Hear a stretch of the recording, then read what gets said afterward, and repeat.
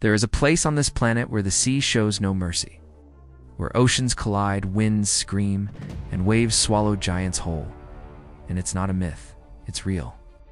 Welcome to Cape Horn at the very bottom of South America. It's home to the Drake Passage, the deadliest sea route on Earth. You might ask yourself, why don't ships just sail under South America? The answer, many have tried, but too many never came back. In 1819, the massive Spanish warship San Telmo was on her way to Peru with a load of treasure. Gold, silver, and emeralds, as well as soldiers, to fight the ongoing battle for Peruvian independence from Spain. The San Telmo had already battled enormous storms in the Caribbean and the South Atlantic, but nothing could prepare them for what awaited them near the tip of South America. The ship was last seen battling an enormous storm near the Drake Passage. It was such a violent tempest that even though the San Telmo was one of the largest ships afloat at the time, it was tossed around like a child's toy. Then silence. For weeks there was no word from the San Telmo, but eventually, in early February, its wreckage washed ashore on the desolate shores of Antarctica. Of the more than 600 men on board, only 2 bodies would ever be recovered. Some believe they were the first humans to set foot on Antarctica, but sadly they arrived dead. What happened to the San Telmo became known as the greatest single loss of life in the annals of Christian history. Fast forward to 1990. 4 adventurers aboard the yacht Wanderer wanted to conquer one of the final frontiers of sailing, rounding Cape Horn, the southernmost tip of South America. On the first night, as they rounded the infamous cape, they were hit by winds over 100 kilometers per hour. Waves as tall as 4-story buildings crashed over them. One crew member was electrocuted when a mast collapsed and nearly killed another. They struggled on for 6 days with almost no sleep until they were finally rescued. All 4 swore they'd never return. So what makes Cape Horn so deadly, and why do people still go there? Why do scientists, Navy SEALs, and cargo ships sail into the most dangerous sea route on Earth? The Horn, as it's called, is the meeting point of 3 oceans: the Atlantic, Pacific, and Southern. And there are no islands to break the waves or mainland to soften the storms. There's just endless, wild open sea.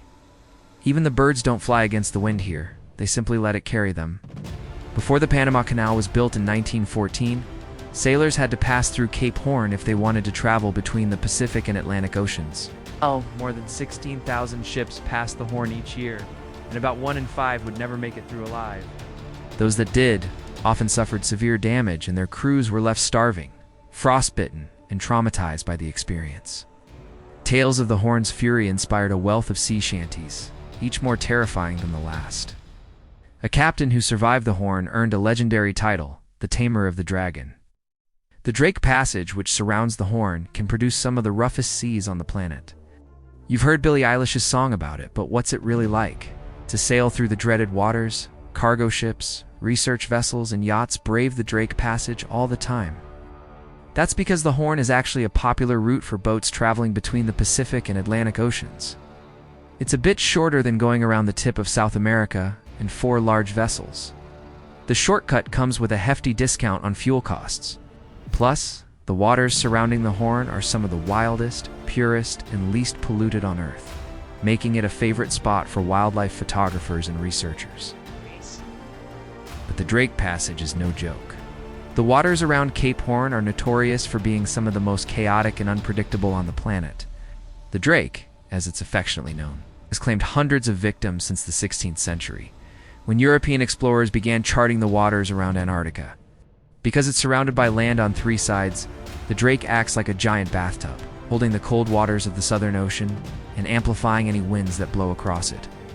That means that the Drake can produce some truly monstrous waves, especially during the winter months, when the full force of the Antarctic winds begins to blow across the passage.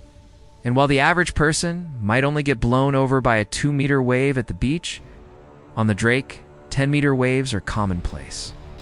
This means that anyone sailing through the Drake needs to be prepared for some truly massive breakers. But the waves aren't the only thing that sailors have to worry about. The Drake can also produce some seriously strong currents, meaning that even the most experienced sailors can find themselves caught out if they're not careful. As we mentioned before, the Drake is surrounded by land on 3 sides, which means that the winds that blow across it are often funneled through a narrow corridor. This can create some truly intense wind conditions, which can reach speeds of up to 175 kilometers per hour. And while that might not sound like much, it's enough to knock down trees and power lines. Imagine that, but happening on top of a stormy ocean. It's not exactly relaxing. But perhaps the worst part of sailing the Drake is the isolation. Because there are no islands or land masses within the passage, sailors are completely cut off from help if they run into trouble.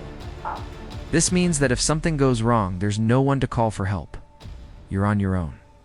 And that's not exactly reassuring when you're sailing through some of the most treacherous waters on the planet. But despite all these dangers, people still go to the Drake Passage. After all, it is one of the most remote and unspoiled places on Earth.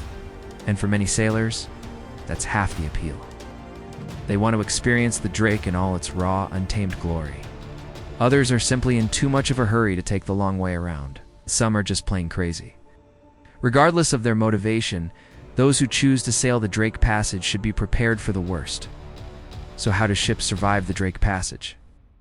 First off, let's talk about the vessel itself. It's important to have a boat that's up to the task of handling some seriously rough conditions.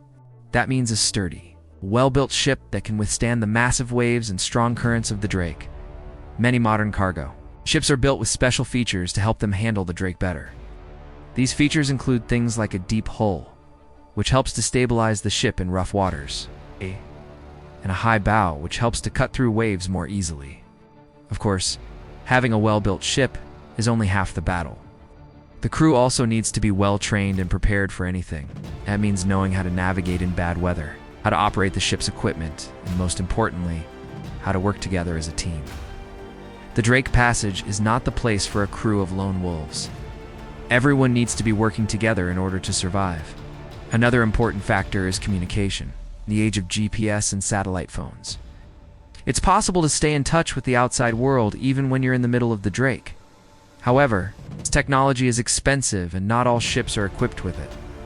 This means that many crews are completely on their own for days or even weeks at a time. That's why it's important for crews to have a plan in place in case of an emergency. This includes things like a distress signal and a list of emergency procedures.